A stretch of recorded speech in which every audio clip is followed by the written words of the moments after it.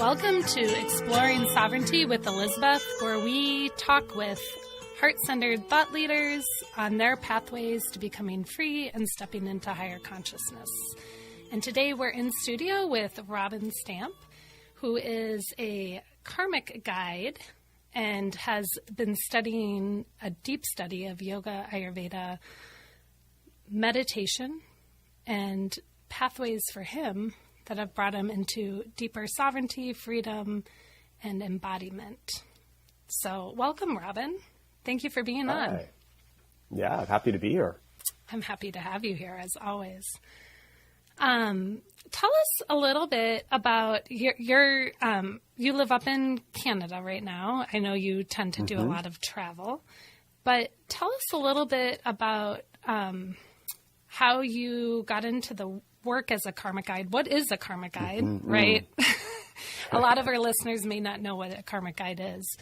So maybe you could share a little bit, what is a karmic guide and how you actually stepped into that work or found that work, or the work found you is often the case. Right. It definitely wasn't a plan. It kind of found me for sure. Karmic guide is, I approach life as how do we serve the highest moment? So everybody's kind of familiar with karma as you reap what you sow, but I think of it as a little bit differently. Karma is the unfolding of your life. We never know what the events of our life are going to be beforehand. And so instead of trying to manipulate and force life into giving us what we think we want, my work has been how do we step into our highest capacity and serve life, bring our highest intentions, our highest focus, our expressions of greatness to each moment. And so I guide people into finding that depth within themselves and working with whatever events life has presented them with.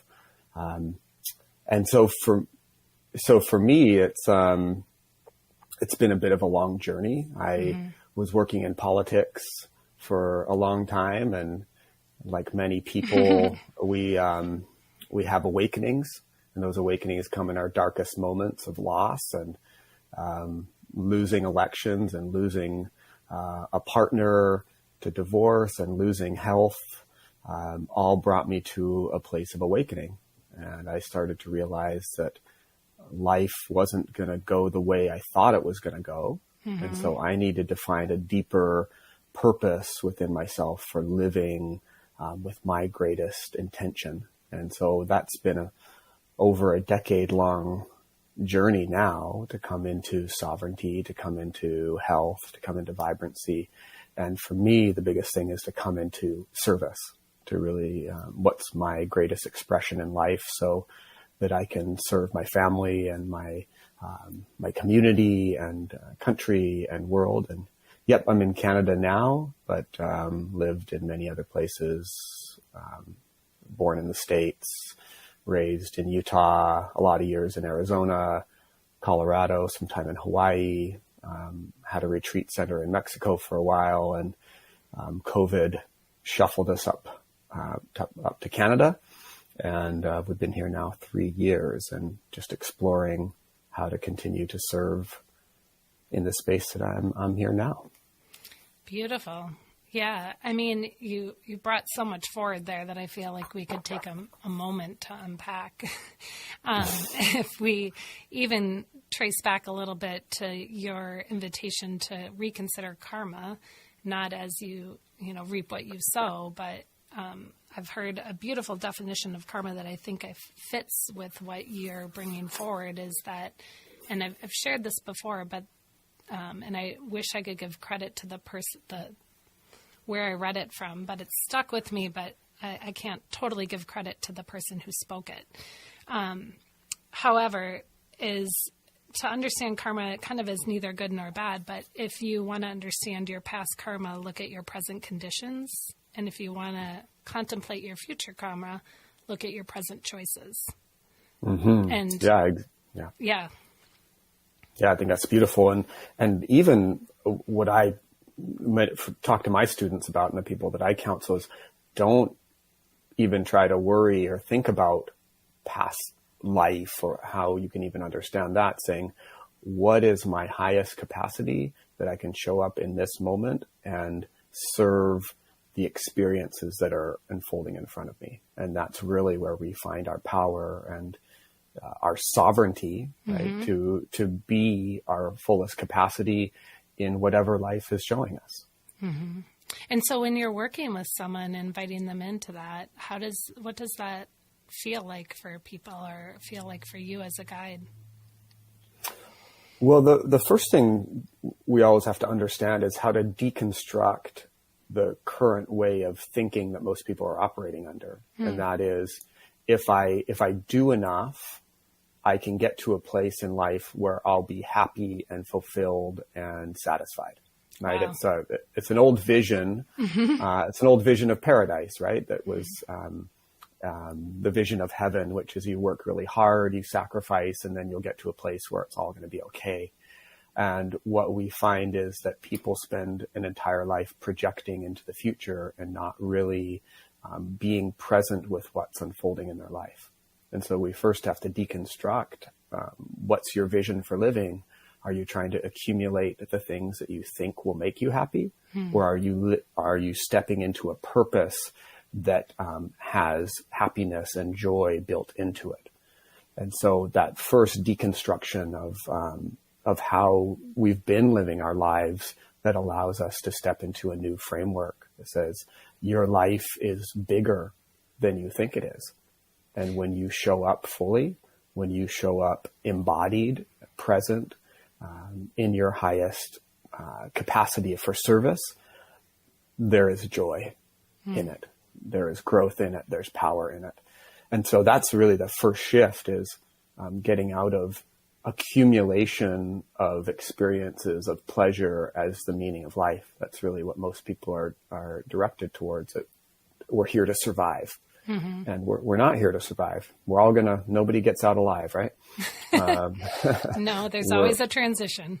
There's always a transition. So what are we really here for? And what I believe we're here for is to be revealed in our greatness, to be revealed in our fullest capacity.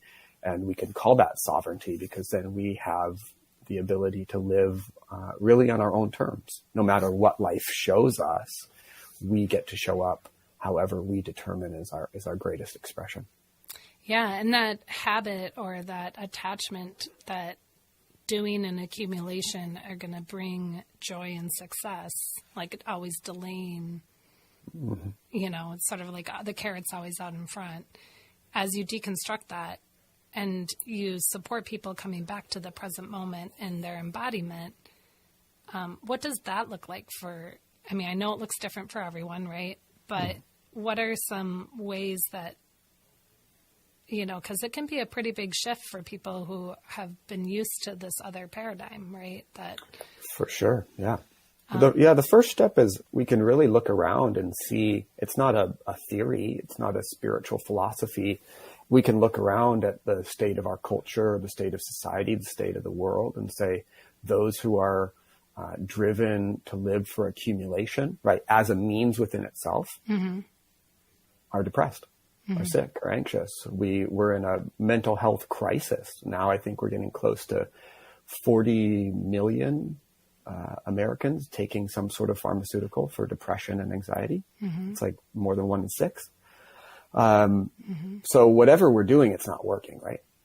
Yeah. And sometimes I think that depression and anxiety is ways that our spirit is trying to wake us up to this isn't working. Like, exactly. Pause. Like, it's almost like, it might start subtly, like a yellow light that you might see. And when that gets full blown, it's a red light to just really stop and reassess and get some support for that reassessment.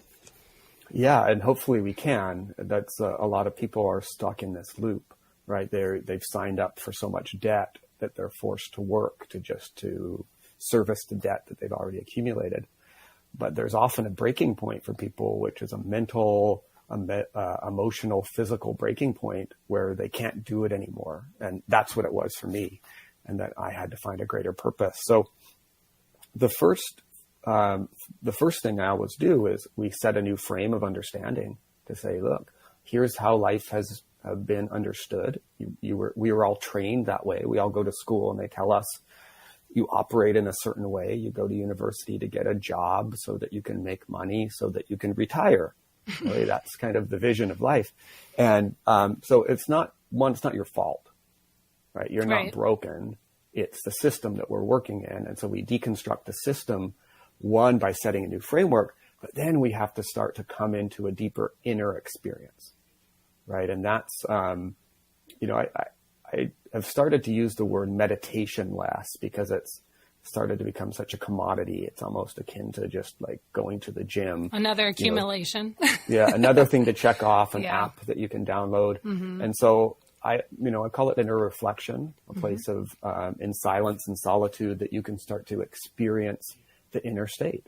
Mm-hmm. And that brings us into a moment of presence. And, the mind might pull you out and pull you into different places, but that's okay. We come back to embodiment. And so I do specific guided meditations that help people feel the inside of their body, help them feel that state of presence, and specific points of power in the perineum, in the sacrum, the solar plexus, the heart. So they start to feel a greater sense of what they are, and using these tools to come back into a state of presence. And as they do, there's a shift in feeling, right? I feel different, and therefore I have a sense that my life could be different.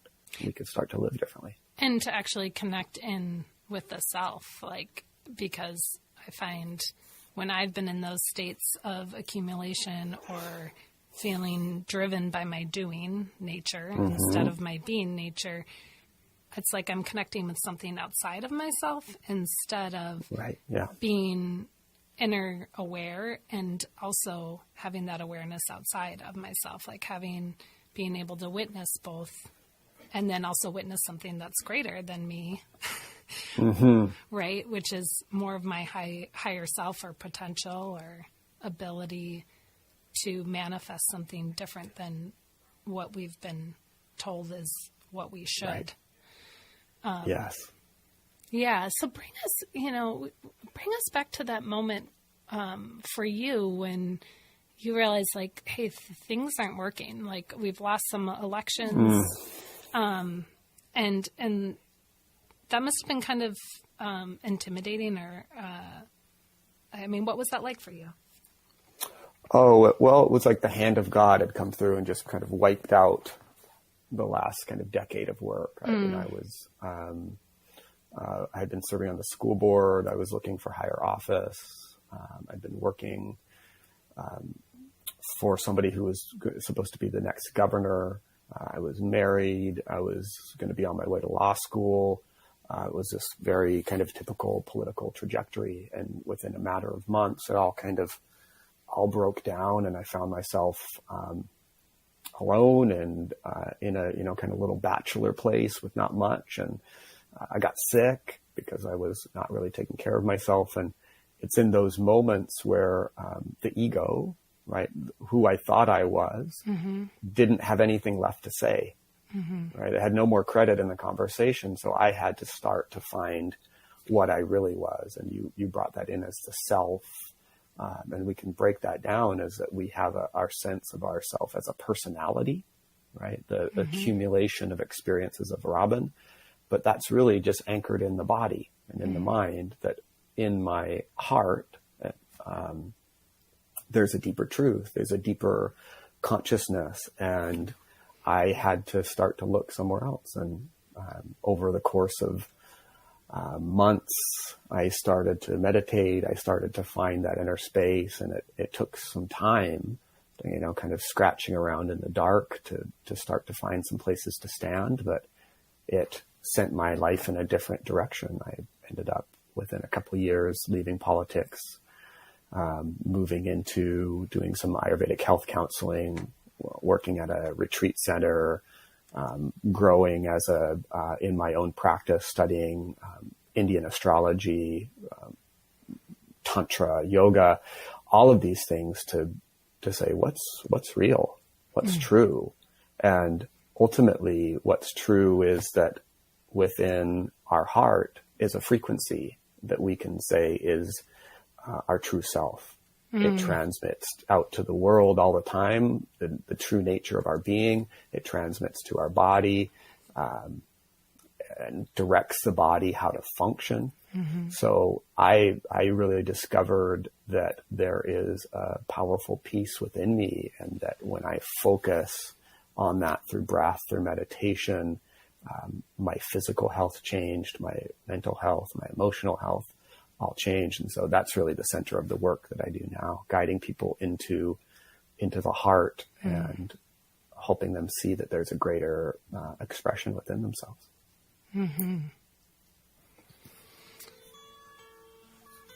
We'll return with Robin Stampf and heart-centered consciousness and embodiment and why it matters on Exploring Sovereignty with Elizabeth.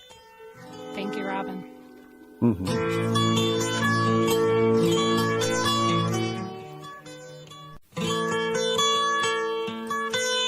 This is Exploring Sovereignty with Elizabeth, and our guest, Robin Stampf from Universe Embodied, is here talking about being a karmic guide, what happens when life doesn't make sense anymore, and you have to find greater meaning than just in the doing. And Robin, we were just exploring how potent heart-centered embodiment is, and that took a lot of inner exploration for you after your life turned upside down in 2010, where it's sort of all the things you had been working toward and thinking, there's this great image that I once saw, and it showed like this golden ladder leaned against a wall. And this is back when I was studying developmental psychology. And they said that it was showing like this person climbing up this ladder, right? And they were trying to describe, in the words of developmental psychology, the midlife crisis. It's like you've realized you've put the ladder against the wrong wall, so to speak. And that you've been climbing the rungs, and all of a sudden you look around and you're like, wait, this isn't even the right wall. It's not the right ladder. It's not even feeding me. Right. And so then, how do you get back down that ladder and step into something that maybe it isn't even a ladder against a wall, but has such a larger vision? Because I really think that the human being, we're human beings, right, versus human doings. And I have to remind myself of that often, and less often as I practice it more. But we haven't even fully tapped into our fullest potential. Like, there's all these things right now in the currency of like, oh, we can develop robots, we can have artificial intelligence, but our own intelligence, our own sentient nature, thinking, feeling, higher states of being, we haven't even fully explored, and is vastly extraordinary compared to what is being trying to be sold to humanity at this time. And so for you, to our listeners who might be hearing like, whoa, like his life turned upside down in 2010. And then he started to go study Ayurveda and yoga. Like, did that just drop in for you, or did you have a natural inclination toward it? Well, I didn't have a choice after, when everything kind of broke down. I went into old patterns, which is, hey, let's go out to the bar and have a good time. Married for a while, I've been, working really hard, and I was like, let's just go have some fun and, meet some women. And then I got sick, and that got taken away. I just couldn't do that anymore. And so I was home, I was by myself, and a friend of mine had bought me this little Buddha statue just as a gift. And one day I just lit a candle and sat there.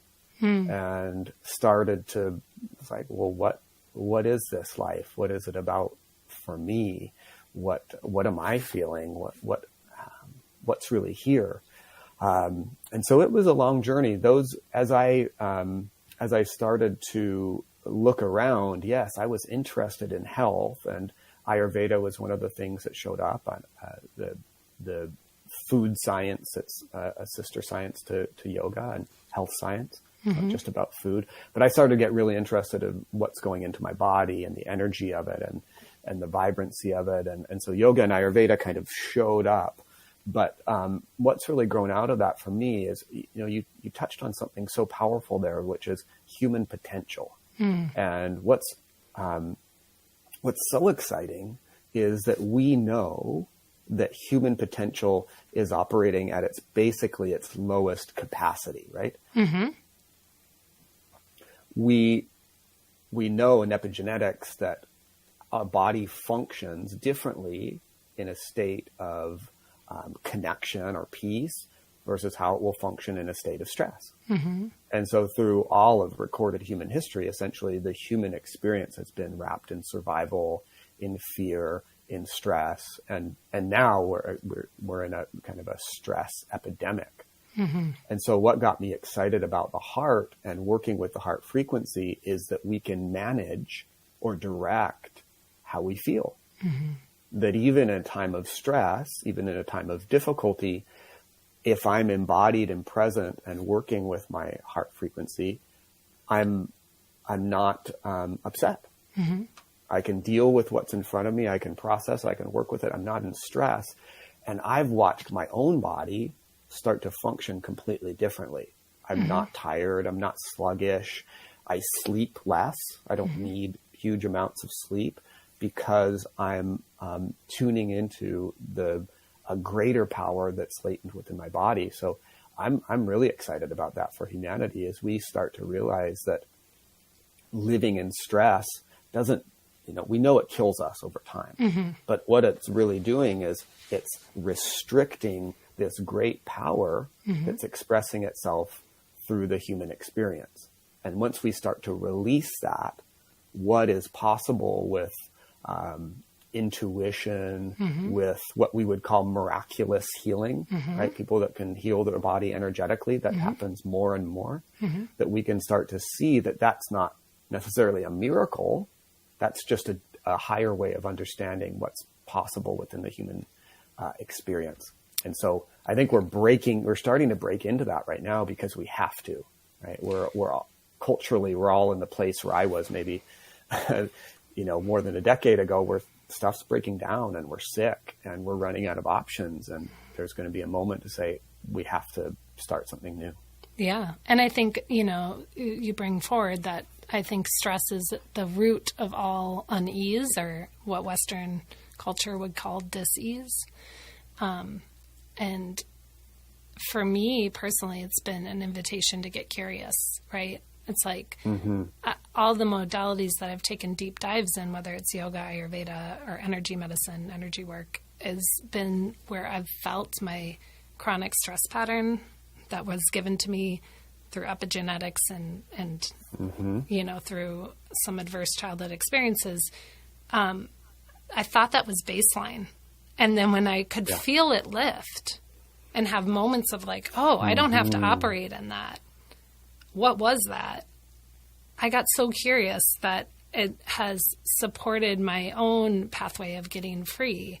And you brought forward in what you just shared, even that we don't have to always believe everything the mind is telling us.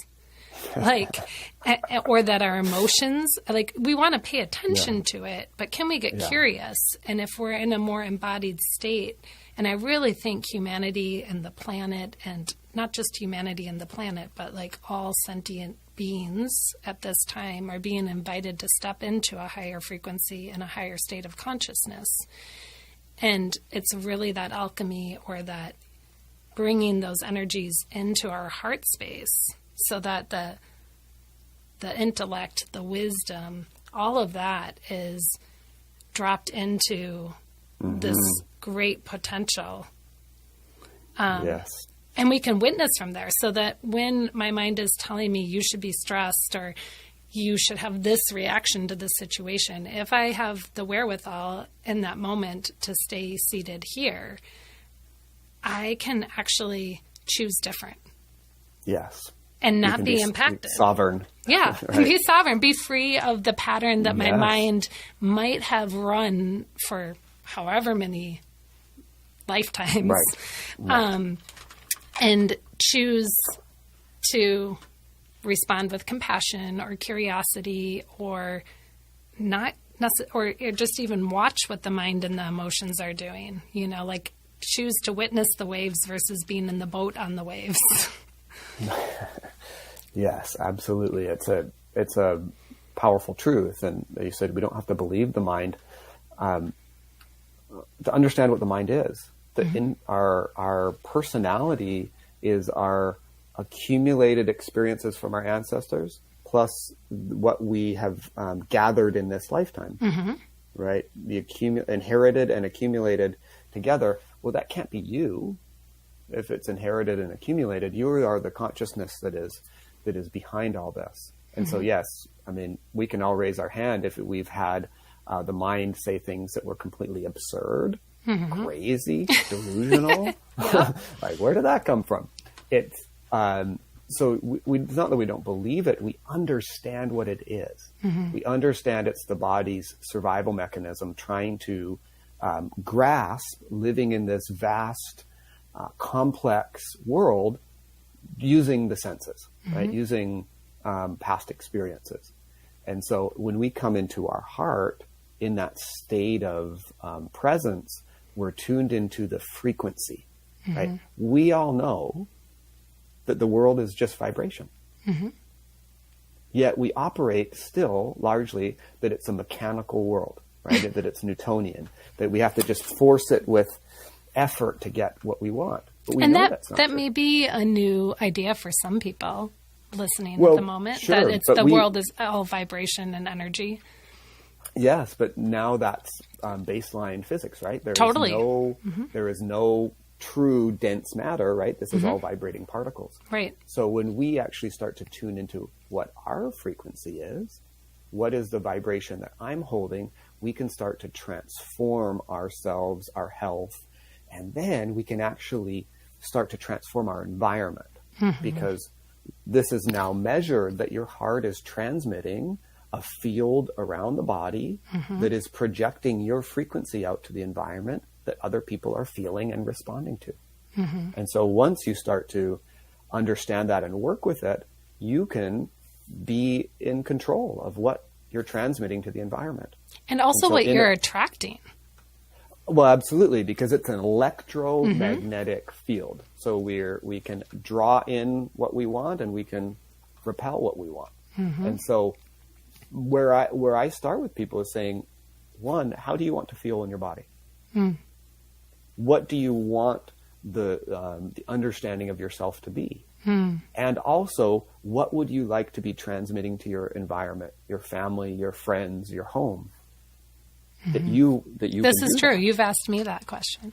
I've asked you that, and we've worked together, and, we have. And there's a place where you can come into, I can manage that frequency. Yeah. So we live in a world that's that many people think are interconnected, but there's a term interbeing that Thich Nhat Hanh coined, which is it's not that we're interconnected. It's that it's one consciousness playing through all of us. And so whatever I'm transmitting is going to be felt. Whatever I'm directing to the environment is going to be felt. And so once I take sovereignty over that to say, I'm determined to be an expression of peace, of love, of purpose, of healing, that I'm not going to contribute to the negative feedback that's been in the environment, that's where I think we become truly sovereign. Right? Totally. Whatever the unfolding of life is going to be, my choice is to hold my frequency in it. That I'm not going to let something else determine how I feel and how I direct myself in the world. And I think that's our highest expression of sovereignty. Yeah, go ahead. 100%. And which shifts, like, instead of life is happening to me, it's like the life presents us with all these opportunities to choose different or to learn from the situation that's before us and to respond in a way that might shift the frequency, the outcome, the pattern from repeating. And instead of life happening to me, it's you're an expression of life. Absolutely. We all are. And life is unfolding through you. Mm-hmm. That what you think, feel, express to the environment matters. Which takes people out of victim-perpetrator paradigm, which is where Earth has really been vibrating at for a long time, this polarity of like, I was victimized, and so therefore I'm going to lash out and hurt others, or I lash out and hurt others, and then people victimize me back. And that, whose fault is it? Correct. Right. And it spins our resources in ways that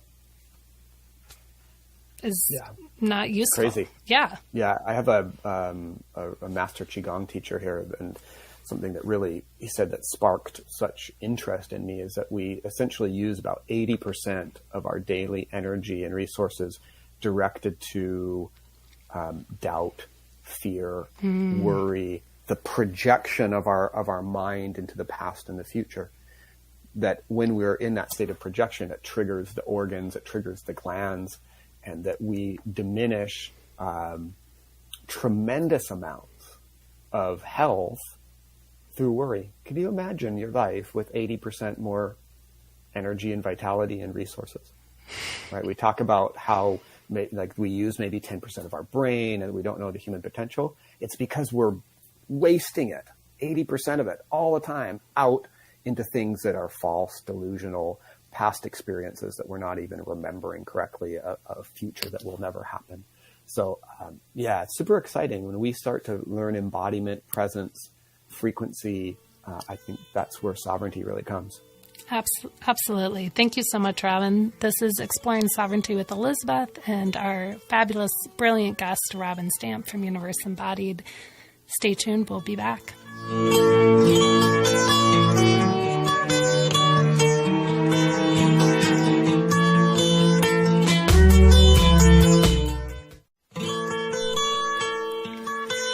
This is Exploring Sovereignty with Elizabeth, and we're in studio with Robin Stampf. Welcome back, Robin.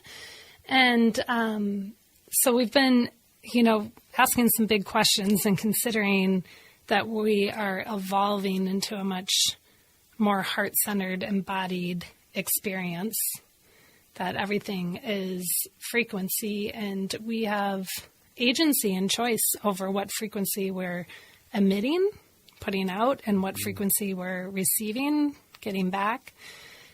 And let's just take a moment for our listeners to share where can they find you? Could you take a moment to just where could they find you? What kind of opportunities would they have to work with you or experience some of what you're sharing here? Yeah, beautiful. Easiest way is universeembodied.com. And there you can learn a lot more about me, my vision, the work that I do. Where my two main areas of focus are right now is on this heart-centered work.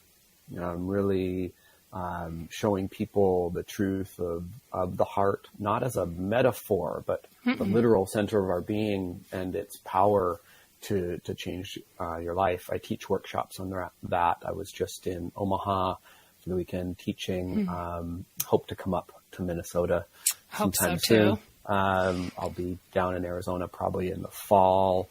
And so that's where my work generally is one-on-one guidance, and I'm putting together some online workshops, but right now one-on-one, focusing on the heart-centered work through the karmic guidance. Also, another great passion of mine is men's work and men's health. And so I have a program work, embodied masculinity, right? Invitations for men to come into a more conscious state of masculinity, not as how you have to act to be a man, but certain ways that we can work in masculinity within ourselves to tap into higher potential, higher expression in life. And so you can find out more at universeembodied.com. Beautiful. Thank you. Yeah, absolutely. That is, all of it is much needed work and opportunity in the world. So I'm glad that you climbed down that previous ladder and off that wall. It fell. I don't know how much I climbed, but there's a... Well, sometimes unevenly climbing it before it toppled. Yeah. Sometimes, here I am. Yeah. Sometimes we need louder invitations, and sometimes we need quieter invitations in our life. Strong gust of wind. A strong gust of wind, indeed. Yeah. What about? Would you, not to totally put you on the spot, but we know each other, I think, well enough. Would you be willing to share a little experience for our listeners that maybe Absolutely. if they were inspired, could practice and could consider? Mm-hmm. Yeah, I would love to do that. And one, just to understand about my work, is that I keep it very simple. I keep it very simple. What we want to do is tune into what's possible in the moment. And so in this setting, in this capacity, there is a very simple, straightforward practice that we can do. And so one of the things to understand about working with the heart is we have to be in a state of presence. We have to be in a state of embodiment to experience it. Mm-hmm. And that's in this state of interoception, right? How do I feel in my body? Mm-hmm. And so one of the most powerful tools that we can use for that is, I talked about studying Qigong. There's a practice that the master will say is bring your chi to your belly.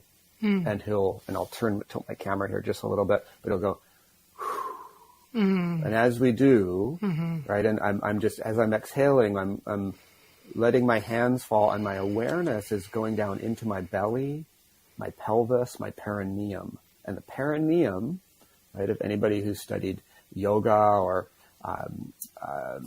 any tradition like that knows that that's our root, our grounding point. And so as I exhale, bring the chi to the belly, or bring my awareness down, I could say, to my lower chakras, really feeling the lower three, perineum, sacrum, solar plexus. And that practice, what it does is it clears your head. It brings you into a state of presence. Now, if this is new, thoughts and your senses are going to grab you quite quickly. Don't worry about that. But this practice of clearing the head, exhale, just bring the awareness down into the lower core, anchored in the perineum, starting to feel the power of the lower body is what then can allow the heart to open. Because if we're in a state of stress, of worry, in that spinning of the mind, the heart is in a contracted state because we don't feel safe. So in order to feel safe, we have to feel present. We have to feel engaged with the moment. And so this exhale, bring the chi, bring awareness, bring all your energy down into the belly. And what's fascinating, ancient traditions that have a powerful connection to the body in medicine, Chinese medicine and Ayurveda, they're kind of the two that have survived, both say the same thing, that we actually process in the belly. We have more nerve endings in the digestive tract than we do in our spinal cord. And so as we bring awareness, as we kind of let everything drop down to the belly, we can process it. When we're in our head, we're in rumination, we're in fear, we're in projection. And so just a simple practice of bring all the awareness to the belly. Perineum, sacrum, solar plexus, that we start to hold the body differently. Another way people can connect with me is I host live morning meditations on Zoom 2 days a week. Right now, Tuesdays and Thursdays, and that would be at 7 and 8 a.m. Central Time.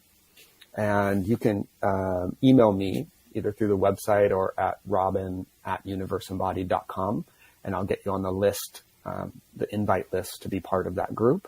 And what I teach is a very specific guided practice that is about coming into the body, feeling the power, and allowing the heart to open and really working with the frequency. So we do a specific practice that is all the things that we've really talked about today, grounding in truth, feeling a greater possibility within yourself, and then really feeling the frequency. This isn't a again, this isn't a metaphor. This isn't a theory. This is, once we're aware, this frequency is very clear, very much felt, and then we can work with it. We can direct it. We can manage it. We can understand it more and more. But the key first, embodiment, right? Bring the awareness down into the perineum, sacrum, solar plexus, and that practice over and over, right? When you find yourself in stress or worry, or just when you have a moment free, come into the body, feel the body, and things start to shift quite quickly. Yeah, and I mean, that's beautiful. And I love the simplicity and the directness that you can experience by taking a moment to do that. Yes. Something that just really quick that is so important is that you can feel different right now.